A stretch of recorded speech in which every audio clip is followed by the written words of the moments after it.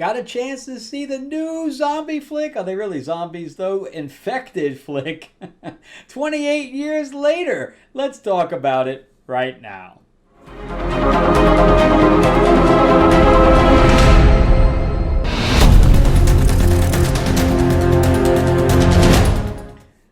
Welcome back to the channel, everyone. Thank you so much for spending time with me as we rant about movies, comic books, and television shows, as well as the occasional board game. I'm your host, Frank Zank. I'm an award-winning screenwriter, novelist, and comic book writer, as well as a filmmaker. And yeah, we're going to talk about 28 years later, this new Alex Garland, Danny Boyle flick. And before we do, remember to give that like, give me a thumbs up if you can. And if you can subscribe to the channel, please do. Ring that bell, ding, ding. And on top of that, we are launching a new thing on Kickstarter. But check out my stuff on Amazon. If you'd like to read anything that I've written, you can just type my name into Amazon, or there's a link in the description below.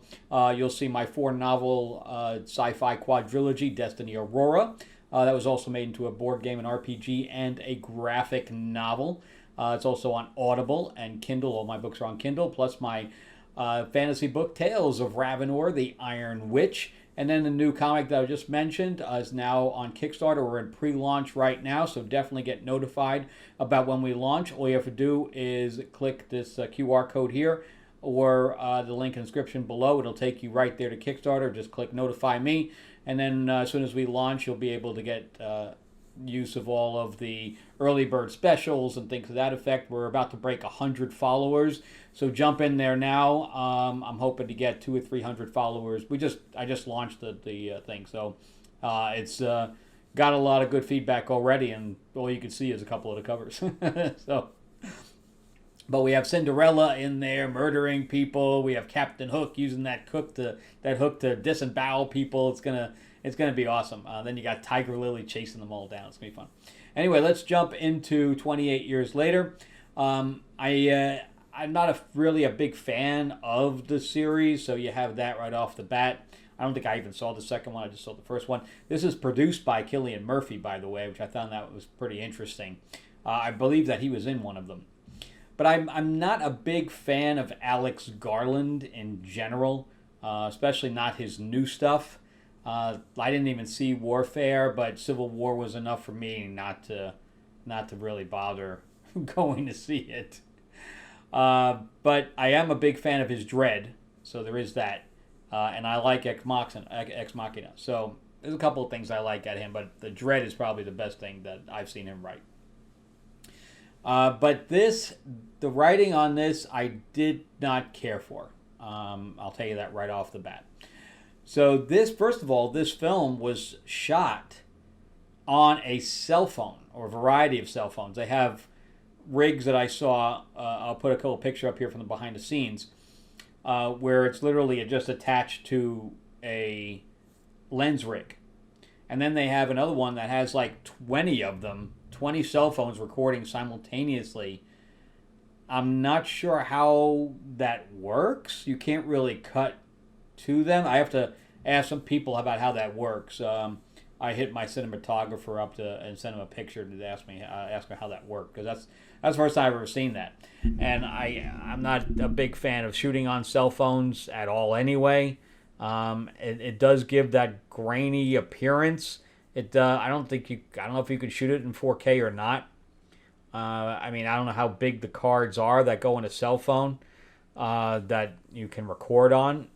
It's got to be less than you can for a major camera like an Arri Alexa or a Red. I'm more of an Arri Alexa guy myself. I prefer that to any other camera that I work with, especially because you can do CGI with it a lot easier than some of the other cameras. But yeah, so we start out, and I'm going to do minor spoilers, nothing major, but I'm just going to do like plot beats, because there's some stuff I have to get into a little bit of it, or else you won't understand what I didn't like about it. And but first of all, I could say that on Rotten Tomatoes, it has a 90% from reviewers, but only a 68% for audience. So it's this close to not even being spoiled.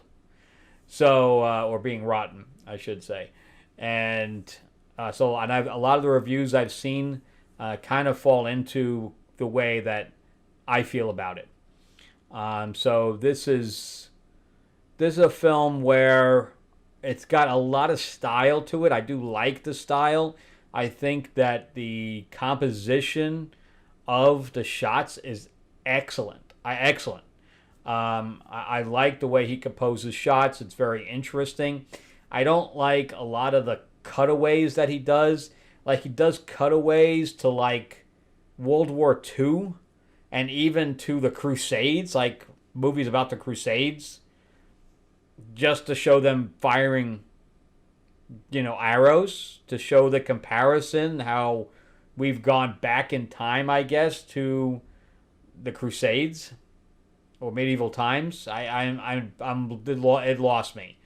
And then, I like the song from the trailer, where it's like 6, 5, and we pick it up again. Oh, up, down, and we pick it up again. I like that. It really worked for the trailer, but he uses it sporadically through the beginning, and it just got old. Got old real quick.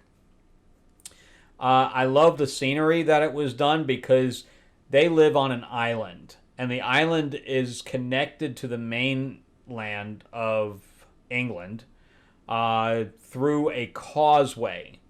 So it's this rock formation that comes out of the water, and during low tide they can walk across it, and during high tide they can't. They make those rules very early on. So we start out with Jimmy as a kid, and everybody he knows gets killed, and then we jump ahead.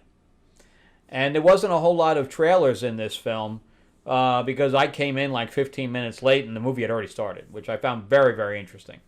But anyway, and the theater was decently full. So it's a $60 million movie, and that means it needs to make 150, 170 million. I don't know what the marketing was like, but I can't see that they spent any more than $50 million on the marketing. So if you add 50 million to the 60, you're at 110, so it needs to make 220, right? So it needs to make 220 million is what I would think. But let's just say 200. It needs to make 200 million to break even, just to make the numbers easy. Will it do that? I don't know. I guess we'll find out. We'll see what the fan base of this film really is. But going back to the story, it jumps ahead from Jimmy's story, and then it tells Spike's story. So Spike is 12 years old, and he lives on the island connecting the causeway to the mainland. His dad is Aaron Taylor Johnson, who is making breakfast in the beginning of this thing. And he's married to Jodie Comer, who has psychological problems. You don't know if she has early stages of Alzheimer's or whatever, but she forgets things immediately. So you'll tell her something and her brain resets. It's kind of like what I had when I was taking care of Nichelle Nichols. Every 15 minutes I had to tell her my name because she would forget it. So it's like that's how I thought it was, his early inset Alzheimer's, but it ends up not being the case. So you can tell that the son is very attached to the mother and worries about her. So that's all sweet. But Aaron Taylor Johnson's character is taking him. So we don't see anything about Jimmy again at this point in time. So that's never brought up again until the end. So the whole thing from the beginning is really just setting the mood, I think, for the most part, because it doesn't really connect to anything until the end. Aaron Taylor Johnson's character's name is Jamie, and the wife's name, Jodie Comer's name, is Isla.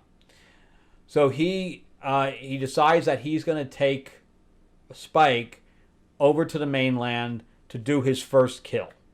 All right, so he's going to do that, and he's going to make him a man, basically. And they're all telling him he's too young. Okay. So they do all that, and they do get back safely. But during this period of time, he understands that, first of all, he's He's a complete mess. Okay, this is where it comes in with my problems.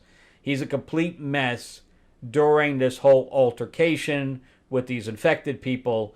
He misses his shots, all that stuff, and his dad comes back and covers for him basically, and he's not. He says, "Well, you're really lying." He says, "Nah, I'm just covering for you. You're gonna be fine. You did it. You got your first kill. The whole bit."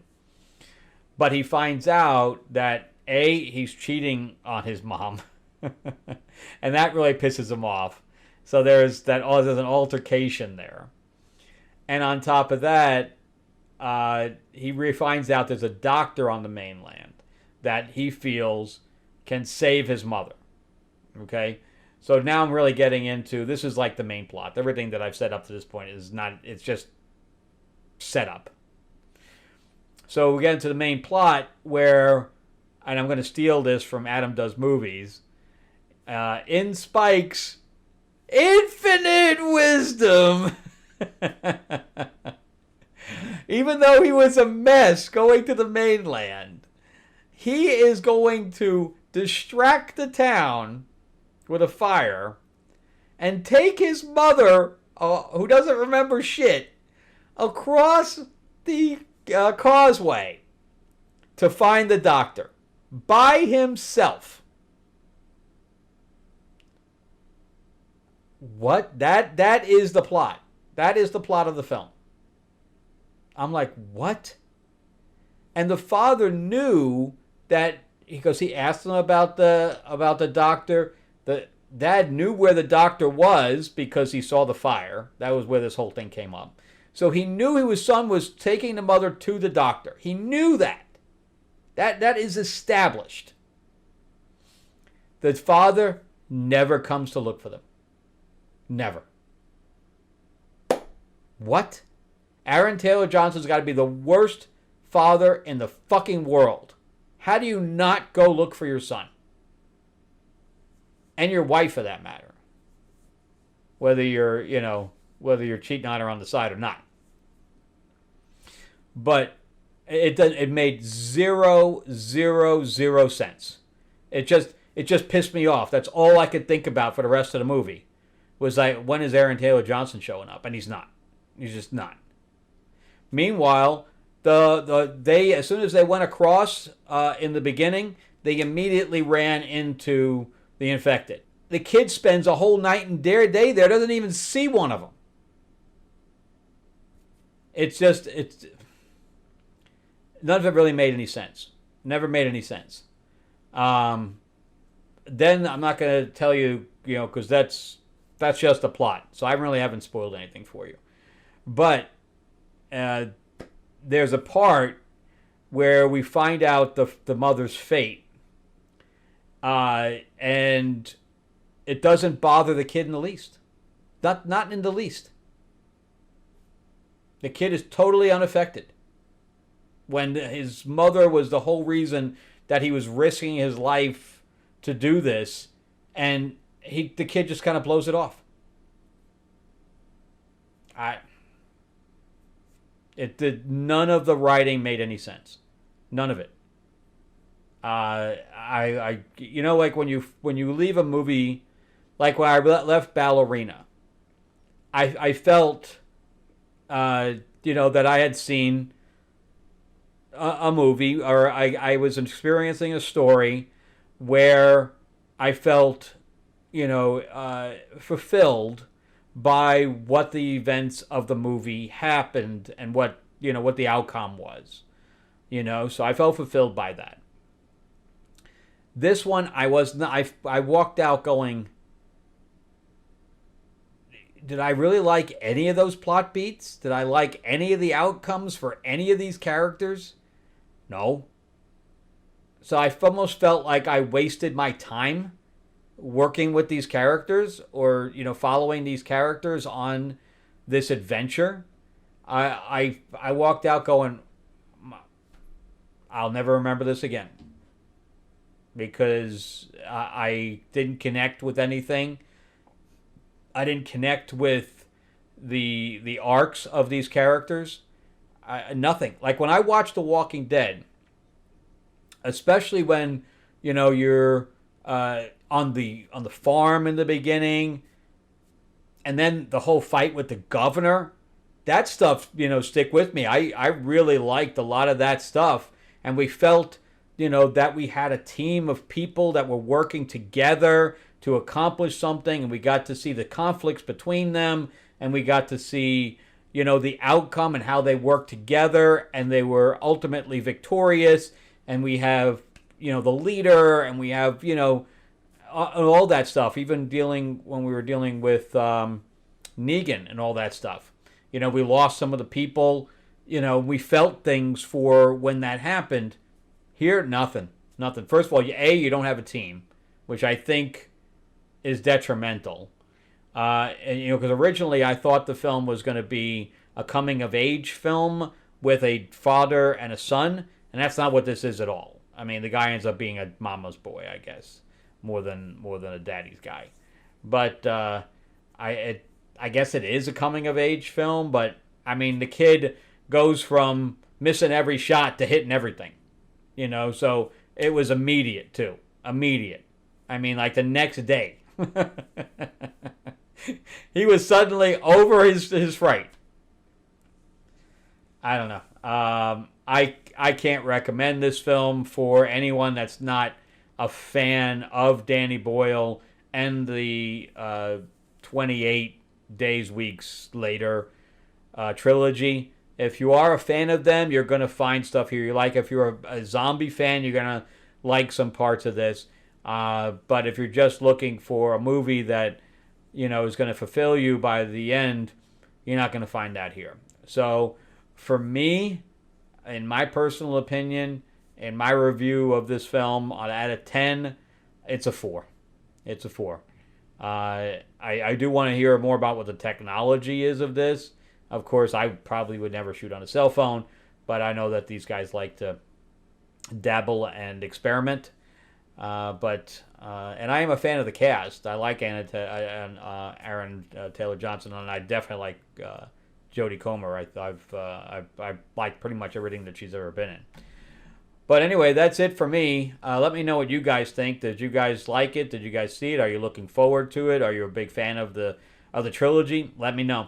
Also, if you know some stuff about some of these rigs that they're using with the 20 cameras on it, let me know as well, because that's really interesting to me, how that works. All right, remember to give me a like, give me a thumbs up if you can. If you can't subscribe, please do. Ring that bell, ding, ding. Share this video out there, and also check out my stuff on Amazon, and definitely check out Fairy Tales of Terror, my new comic that's coming to Kickstarter. It is on pre-launch right now. Go to, I always mess camera up. This is why I can't be an actor. Go to the QR code or click the link in the description below, and definitely sign up now and help me get over that 100 hump. In fact, when we probably see this is probably already over 100. Anyway, I'll see you guys on the next episode. Have a great weekend.